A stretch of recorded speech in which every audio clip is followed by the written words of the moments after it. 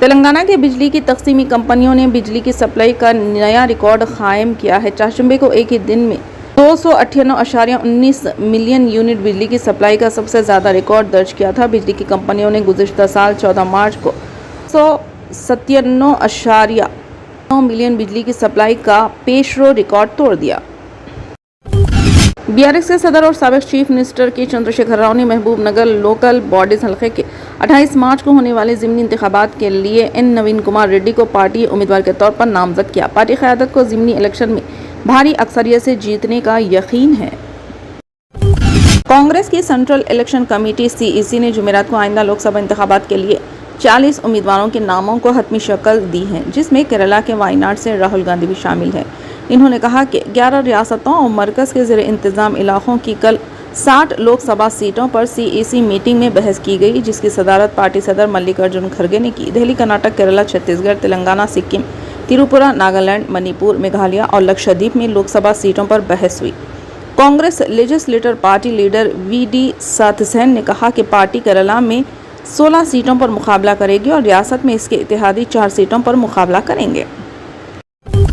Telangana high court ने जुमेरात को तेलंगाना जना समिति के कोदंडराम और रोजनामा सियासत के आमिर अली खान को गवर्नर कोटे के तहत रियासती कानून साज कौंसल MLCS के अरकान के तौर पर नामजदगी को मुस्तरद कर दिया। अदालत ने तेलंगाना के गवर्नर के इस हुक्म को भी मुस्तरद कर दिया, जिसमें दासुजो श्रवण कुमार का सत्य नारायणा गवर्नर के कोटे के तहत MLC के तौर पर नामजद किया गया था। बेंच के मुताबिक गवर्नर वुज़रा की कौंसल के मशवरे के पाबंद है और ज़्यादा से ज़्यादा मामले को दोबारा गौर के लिए वापस भेजा जा सकता है। कांग्रेस लीडर राहुल गांधी और प्रियंका गांधी वड्रा ने उत्तर प्रदेश में इस्मत दरी की शिकार 2 बहनों और इनके वालिद की खुदकुशी के वाक़े पर गहरी तशवीश का इजहार करते हुए कहा कि डबल इंजन में खवातीन के साथ दोहरी नाइंसाफ़ी है। ये क्या हो रहा है? बीजेपी हुकूमतों में औरत होना जुर्म बन गया है। मिस्टर राहुल गांधी ने कहा, इन 2 वाक़या से नरेंद्र मोदी की डबल इंजन वाली हुकूमतों में होने वाली डबल नाइंसाफ़ी को समझें। महिला कांग्रेस की सदर अलका लांबा ने कहा है कि गुज़िश्ता 2 महीने से मुल्क की 20 रियासतों का दौरा करने के बाद उन्होंने देखा कि खवातीन के खिलाफ मजालिम हो रहे हैं और मुल्क भर में बेटियां खौफज़दा हैं। जुमेरात को यहाँ कांग्रेस हेडक्वार्टर में एक प्रेस कॉन्फ्रेंस से खिताब करते हुए मोहतरमा लांबा ने कहा कि 8 मार्च को खवातीन का आलमी दिन है। इज़्ज़त-ए-माब सदर जमहूरिया हिंद द्रौपदी मुर्मू, वज़ीर-ए-आज़म नरेंद्र मोदी और दीगर कल खवातीन को मुबारक देंगे। मैंने गुज़िश्ता 60 दिनों में 20 रियासतों का दौरा किया। इस दौरान मैंने देखा कि मुल्क में खवातीन के खिलाफ जराइम में इजाफा हुआ है। कलकत्ता हाईकोर्ट में जज के ओहदे से 2 दिन कबल इस्तीफा देने वाले जस्टिस अभिजीत गंगू उपाध्याय ने आज बाज़ाब्ता बीजेपी में शमूलियत इख्तियार की। इसके फौरी बाद तृणमूल कांग्रेस ने एक हैंडल पर पोस्ट करते हुए एक तस्वीर पर लॉर्ड लिखा है, साथ में बीजेपी के इंतखाबी निशान कमल का फूल लगाया। इसके जरिए तृणमूल कांग्रेस ने यह तासुर देने की कोशिश की है कि वो जज के ओहदे पर जब थे बीजेपी इनके लिए माई लॉर्ड थी।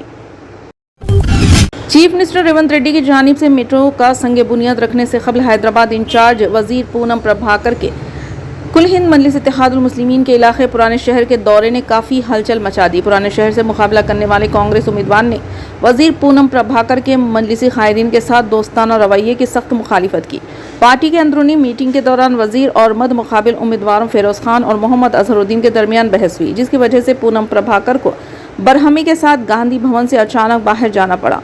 5 मार्च को कुल हिंद मजलिस इत्तेहादुल मुस्लिमीन के फ्लोर लीडर अकबरुद्दीन अवैसी की दावत पर पूनम प्रभाकर ने बतौर मेहमान खुसूसी चंद्रायन गुट्टा असम्बली हल्के के तहत आंगनवाड़ी स्कूलों का इफ्तिताह किया। तहम मजलिस के मुकाबले में उनका मुस्बित नुक्ते नज़र मुकामी कांग्रेस क़यादत को अच्छा नहीं लगा। ख्याल किया जा रहा है कि इनके दोस्ताना अंदाज से गांधी भवन में मुनक़िदा असम्बली उम्मीदवारों में चंद कांग्रेस कायदीन की जानिब से एक गलत पैगाम दिया गया, जिससे हंगामा बर्पा हो गया। इसी दौरान वजीर और फिरोज खान के दरमियान झगड़ा हुआ। फिरोज खान को क्रिकेटर सियासतदान अजहरुद्दीन की हिमायत हासिल थी, जिसकी वजह से पूनम प्रभाकर को अचानक वहां से जाना पड़ा।